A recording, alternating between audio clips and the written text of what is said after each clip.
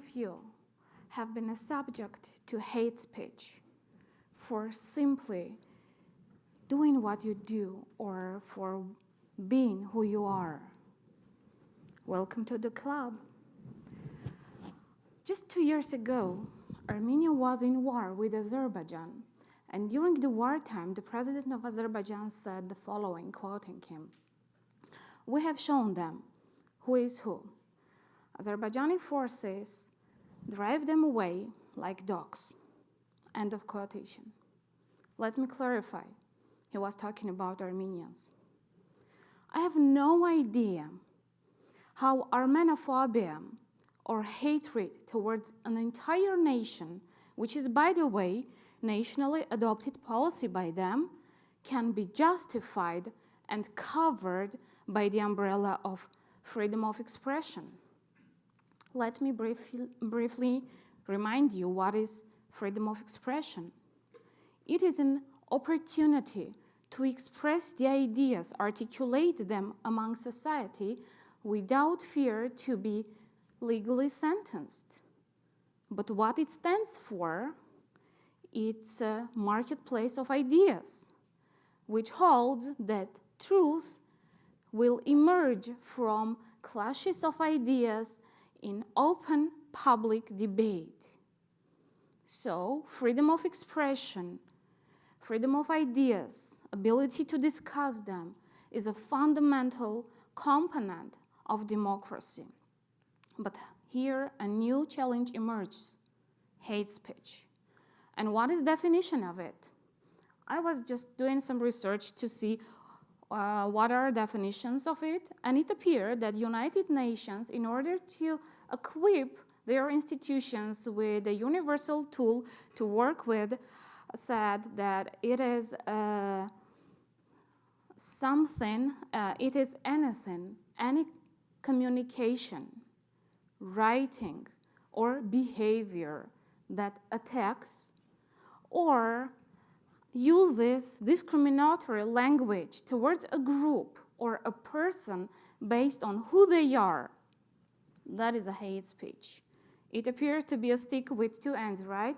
On one hand, we have freedom of expression, which leads to dialogue and development, but it never should serve as an umbrella for hate speech.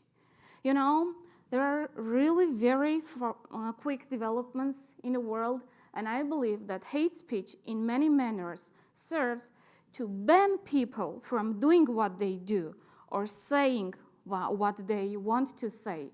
Let me put into an example. Armenia did not have any political ties with Turkey for last 3 decades, and just recently, new government announced that they want to go for negotiations and reopen the border and reestablish political ties. What happened in the country? A lot of resistance, saying that it is impossible for Armenian person to have any dialogue with Turkey, the country that played a vital role in our fight and war with Azerbaijan. We do understand the feeling of people, but it was not just freedom of expression that went to hate speech, banning all our alternative opinions to be voiced. No expert, economists, civil society representatives, diplomats, none of them stood by the government and supported the policy because they were afraid to become a subject of hate speech and attacks.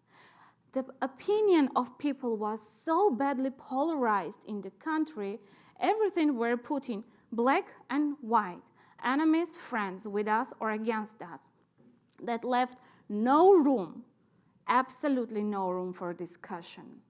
And it was not just the freedom of expression, it was about attacking you personally and severely.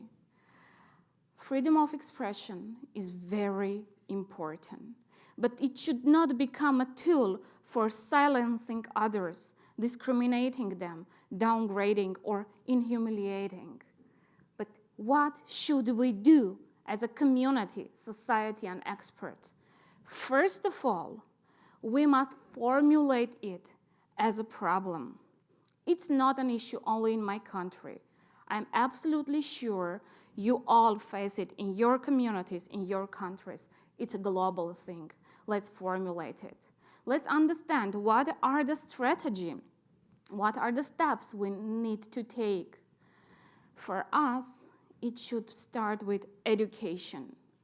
Don't be afraid of naming things by their names. Educate, adopt new policies, and go straight for their implementation. And just memorize a very simple formula. My rights end up right there where your rights begin. Thank you.